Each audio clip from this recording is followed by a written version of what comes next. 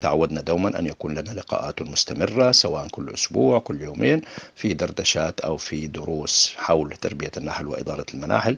وبناء على طلب كثير من الإخوة، ارتأينا اليوم أن نتحدث في موضوع إدارة طائفة النحل من الداخل فيما يخص موضوع الملكات، لأنه طبعا هذا موضوع كبير وشيق وشائق، لم نتمكن من تغطيته في درس واحد، ولم أتمكن أنا أبو أنس النجار وحدي في تغطيته إلا بالاستعانة بالله أولا، ثم أساتذة أهل العلم والمراجع العلمية أيضا، وكل منا يدلو بدلوه حتى يتم تغطية وإثراء هذا الموضوع بالعلم والمعرفة فيما يخص إدارة طائفة النحل من الداخل. ونبدأها الأول بالشق الأول، هو الملكات. عندما ننظر إلى طائفة النحل نجد أن لدينا أو طائفة النحل تتكون من طبقتين: طبقة الملكة وطبقة العاملات، وهناك طبقة مضيفة تأتي مؤقتا وهي طبقة الذكور. طبعا الذكور تأتي في وقت معين ولأهداف معينة ثم تنتهي، لذلك لم يعتبرها العلم والعلماء أنها طبقة مستديمة أو دائمة في طائفة النحل. فتعتبر طائفة النحل في الأساس هي طبقتين: الملكة والعاملات. وعندما نتحدث عن الإدارة الداخلية لطائفة النحل نجد أنفسنا أمام طبقتين أو ثلاثة مجازا: طبقة الملكة، العاملات، الذكور. فلذلك نحتاج على الأقل 3 حلقات لهذه الدردشة. الحلقة الأولى تكون بخصوص الملكات، الثانية تكون بالخصوص العاملات، الثالثة تكون بالذكور. فنبدأ اليوم بموضوع إدارة الطائفة من الداخل بخصوص موضوع الملكات.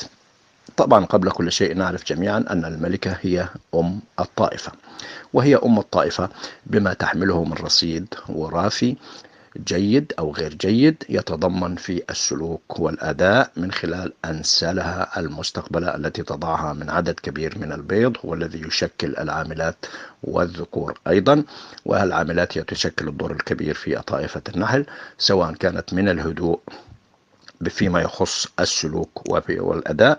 لذلك دوما وجميعنا نكون حريصين على التركيز تماما والاهتمام بالملكات من بداية التربية إلى إدخالها على الملكات. ونخص هنا الاهتمام والرعاية والعناية بالملكات في طور التربية، وهو الطور اليرقي.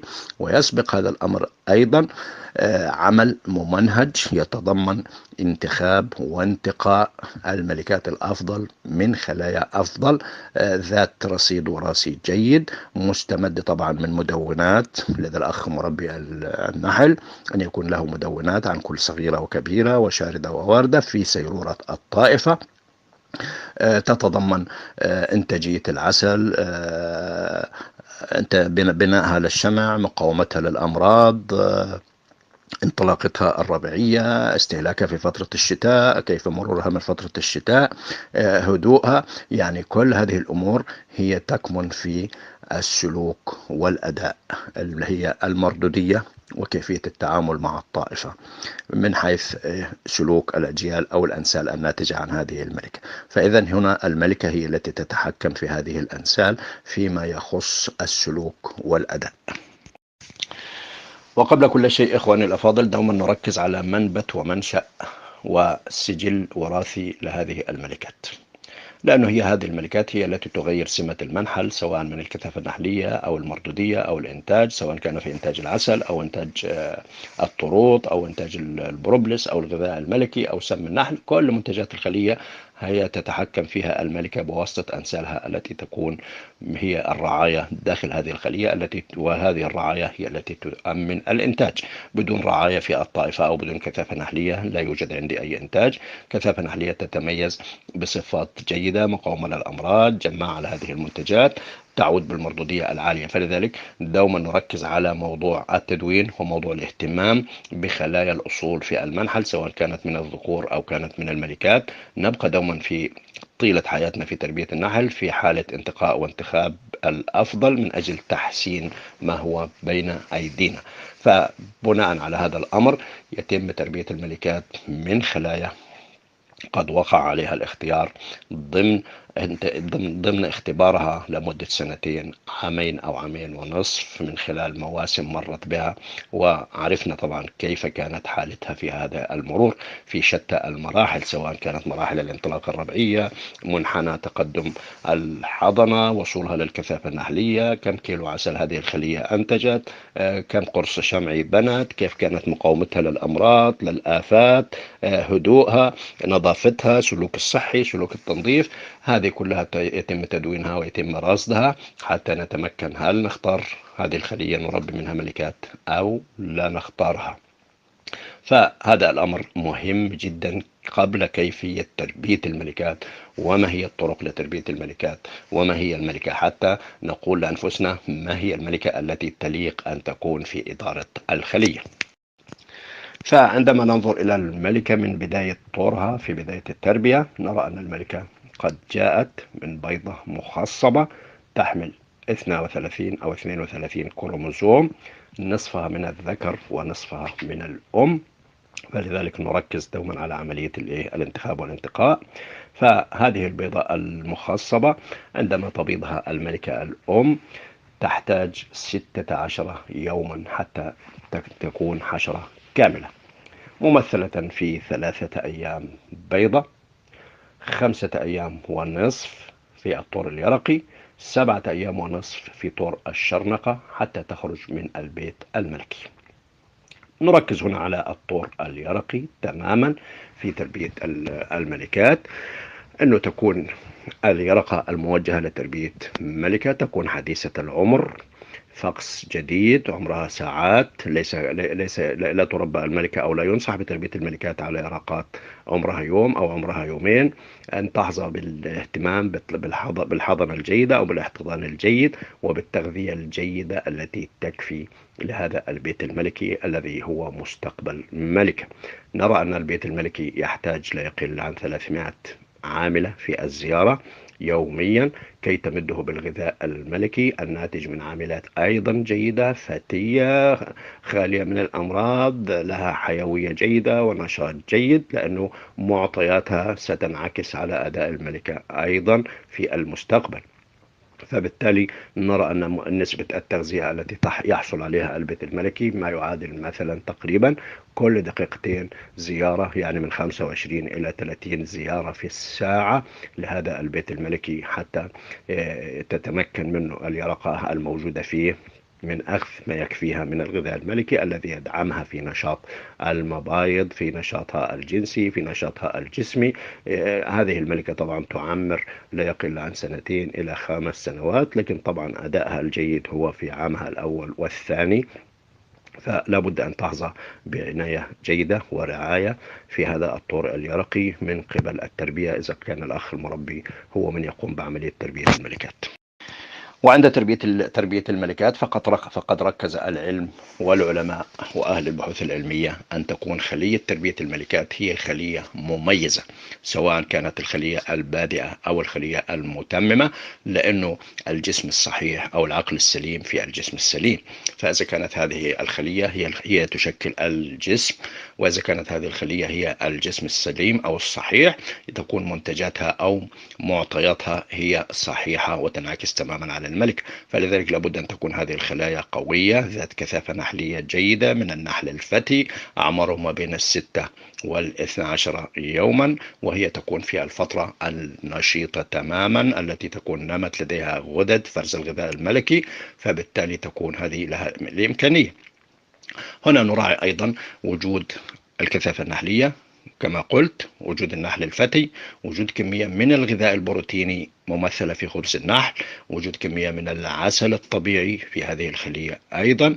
الكثافة النحلية تتناسب مع عدد البيوت الملكية التي يتم تربية الملكات فيها، كما حددها أهل العلم والعلماء أيضا، هي بمعدل تقريبا من 200 إلى 3 بيوت لكل قرص يغطيه النحل، يعني خلية 10 أقراص، كثافة نحلية جيدة بها كل الطوائف والأعمار.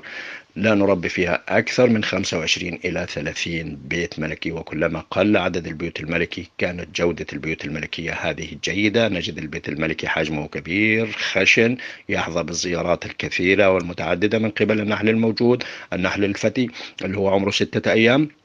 لديه الطاقة ولديه القدرة والرغبة في زيارة هذه البيوت الملكية لإعطائها ما يكفيها من الغذاء الملكي واحتضانها وتوفير لها درجة حرارة ما بين 30 و 35 ودرجة رطوبة ما بين 55 و 70 وتهوية وكل ما يلزم هذه البيوت الملكية. فبالتالي عندما تحظى هذه البيوت الملكية بالعناية والرعاية والاهتمام نجد لدينا ملكات جيدة تليق بالإنتاج بمعنى الكلمة، ليست ملكات هزيلة، ليست ملكات حجمها صغير أو بها خلل تشريحي أو بها أمراض أو ما شابه ذلك.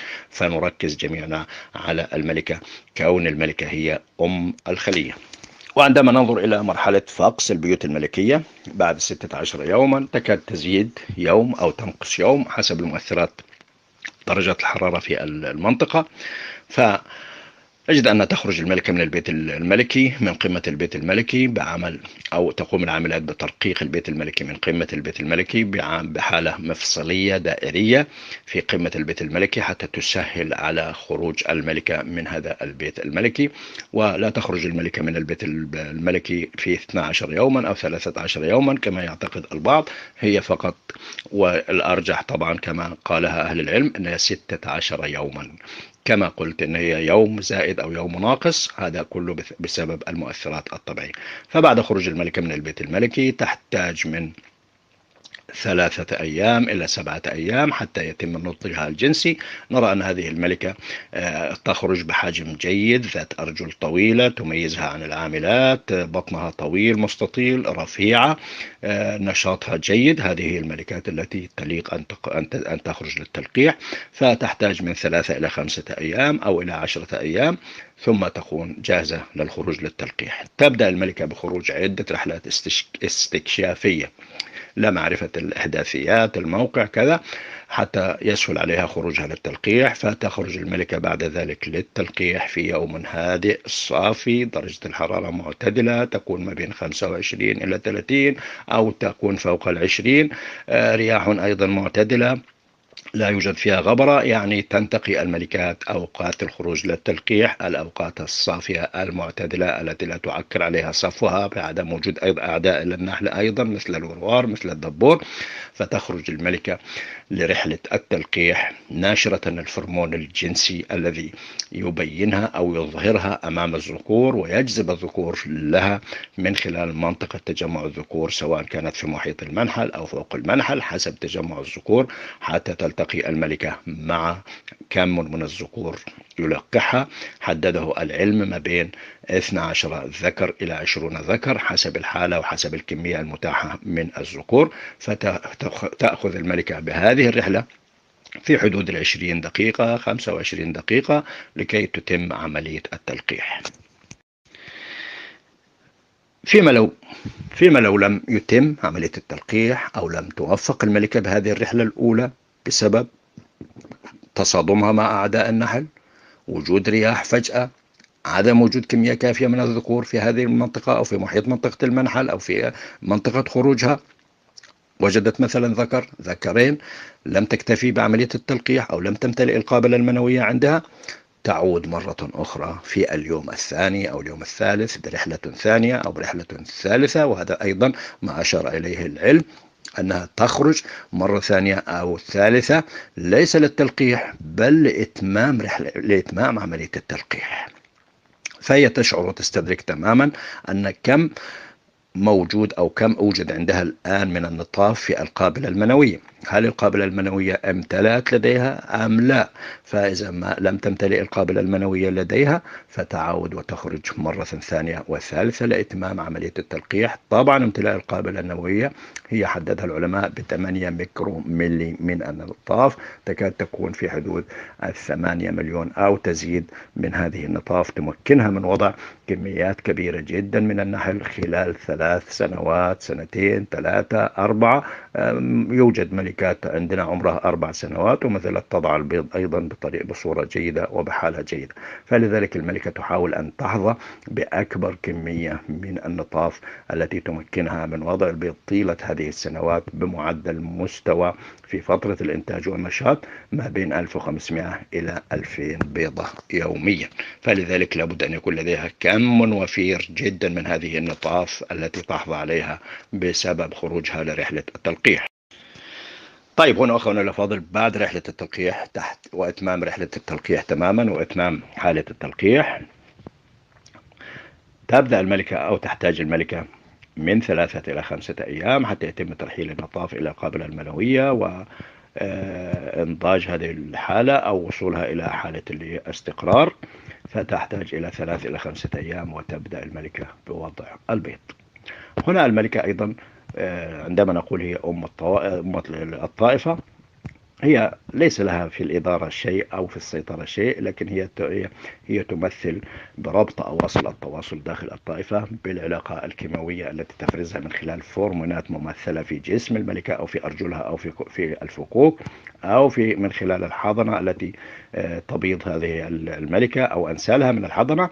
فهذه تشكل عامل فرموني قوي جدا، يعني مجرد الاحتكاك من العاملات بجسم النحلة أو مرور النحلة على السداسيات أو حركة النحلة داخل الطائفة يتم نشر هذه الهرمونات، هي المحفزة داخل الطائفة للإنتاج، وهي المحرك الأساسي للإنتاج لكن ليس للأوامر، من خلال الحضنة ومن خلال تحرك الملكة داخل الخلية. وعندما ننظر إلى حركة الملكة داخل الخلية، لو نظرنا لها في الصباح نجد تكون في الجهة سواء كانت الجهة اليمنى أو الجهة اليسرى، ثم تبدأ مع بداية النهار بالتحرك في داخل الخلية إلى الظهيرة، تصل إلى الوسط، إلى العصر تصل إلى الجهة الأخرى، وهكذا هي تبدأ حركتها في الخلية من اليمين إلى اليسار، من الأسفل إلى الأعلى. وهذه طبعا تعتبر من مميزات الملكات النشيطة التي لم نراها خاملة. هناك ملكات تكون خاملة، كلما كشفت على الخلية تجدها في مكان معين أو على قرص معين.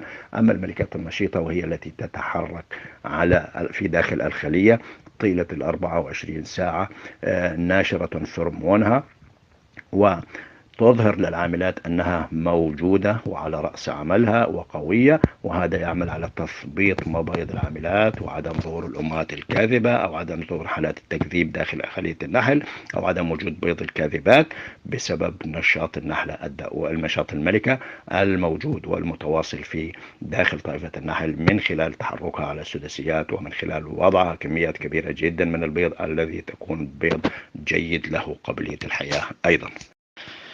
طبعا هذه الملكات اخواني الافاضل بعد عمليه التلقيح وبعد وضع البيض ايضا يتم اختبار سيرورتها ونشاطها في وضع البيض، يكون وضع بيضها في الانطلاقه الربيعيه او في الاجواء المعتدله، من خلال حساب عدد البيض التي تضعه الملكه مثلا في مده اسبوع او 10 ايام. نحسب البيض الإجمالي الذي قامت الملكة بوضعه خلال هذه الفترة ويتم تقسيمه على عدد الأيام، نعرف كم بيضة وضعت الملكة في اليوم. بالتالي هذا البيض أيضا له مؤثرات، ممكن الملكة تضع 500 بيضة 300 بيضة، خاضع للمؤثرات، منها المؤثرات الجوية ومنها مؤثرات المناخ ومنها مؤثرات كثافة النحل داخل الطائفة. يعني الطائفة التي بها 3 أقراص تختلف يعني قوة وضع الملكة بالبيض عن الطائفة التي بها 10 أقراص من النحل. نجد الطائفة التي بها 10 أقراص من النحل وتمر بظروف جيدة ومؤثرات جيدة كمناخ كغطاء نباتي كرعاية حقلية، نجد أنها فعلا تضع ما بين 1500 إلى 2000 بيضة يوميا. أما الملكات الموجودة في خلايا صغيرة أو في نويات ما أشبه نويات التلقيح يكاد يكون مستوى بيضها ليس بكمية 1500 أو 2000 بيض. فلذلك تختبر هذه الملكات بعد عملية التلقيح من خلال كمية البيض. هذا اختبار نسبي لكمية وضع البيض. هناك اختبار أيضا لمعرفة الحضنة القابلة للحياة، عدم قابلية الحياة أو غير قابلة للحياة، لأن هناك بعض البيض يكون غير حي أو غير مكتمل أو لا يحتوي على المح داخل البيضة أو خلية البيضة، فبالتالي هذا البيض لا يفقس، يعني تكاد تبيض الملكة بيض لكنه لا يفقس، لكن هذه تكون بنسبة بسيطة جدا. عندما نقوم بأخذ مقطع من قرص الحضنة يحتوي على 100 عين سداسية وبه حاضنة، نقوم بعد هذه الحضنة كم عين فارغة من هذه الحضنة. إذا اتضح لدينا 2 3 لا بأس، تكون نسبة أداء هذه الملكة بالنسبة لقابلية الحضنة للحياة هي نسبة لا تقل عن 97% أو 95%، تكون ملكة مقبولة جيدة. كذلك هذه الطريقة أيضا يتم اختبارها بالسلوك الصحي للنحل أيضا بنفس المقطع بقتل جزء من الحضنة بأي طريقة ما، سواء كان بتثقيبها بعود من الثقاب، بإبرة، بوضعها في براد، بإخراجها خارج خلية النحل وعودتها، ويتم وضعها للنحل. هنا نختبر أيضا السلوك الصحي، كم نسبة التنظيف أو كم نسبة إلقاء اليرقات هذه في الخارج من العاملات. هنا يختبر السلوك الصحي لهذه الطائفة، وطبعا هو كله مستمد من الملكات. طبعا عندما ننظر إلى حالات تداول الملكات في المناحل أو بين المناحل، نجد أنها تكون في 4 حالات أو في 4 مراحل أو في 4 صور، كما أن أمامنا 4 ملكات أيضا في تربية النحل سنتطرق إليها. أيش أربع حالات التي تتداول فيها الملكات داخل المناحل أو بين المناحل أو بين مربي النحل أو بين مربي النحل ومحطات التربية؟ نجد أن أمام 4 صور أو حالات. الحالة الأولى تكون ممثلة في قرص بيض مميز من خلية مميزة. ممكن أشتري قرص بيض مميز من خلية مميزة أو من نحال مميز أو من شخص عنده محطة تربية ملكات أو ما شابه ذلك كي أربي منه ملكات عندي. الحالة الثانية تكون ممثلة أيضا في بيوت ملكية تتداول بين النحالين بيعا وشراء وتربية ونقلا وما شابه ذلك. الحالة الثالثة هي ملكات عذراء تتداول أيضا وتباع وتشترى بين النحالين وضمن قطاع. الحالة الرابعة وهي ملكات ملقحة. الملكات الملقحة تنقسم أيضا إلى حالات،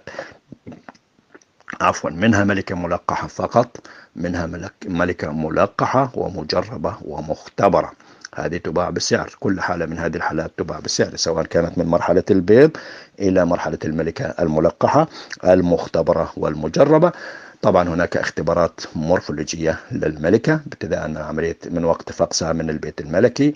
هناك اختبارات بيومترية لاختبارات الأداء. هناك اختبارات تشريحية طبعا يختص بها محطات البحوث أو مراكز البحوث العلمية التي تفحص وتقوم بتشريح الملكة أو عينة من هذه الملكات لمعرفة كيف جهازها التناسلي، كيف المبايض، كيف القنوات المبيضية أو الفروع المبيضية لها، كيف القابلة المنوية، كيف السبرماتيك تبع الملكة التي تتحكم في التخصيب أو عدم التخصيب. فهذه تكون ضمن التشريح. فهنا نقول هنا بالنسبة للملكات الملقحة، هنا ملكة ملقحة فقط ووضعت البيض، هنا ملكة ملقحة ومجربة ومختبرة، هذه تكون بسعر وهذه تكون بسعر. هذا بالنسبة لحالات التواجد أو وجود الملكات ابتداء من البيضة إلى الملكة.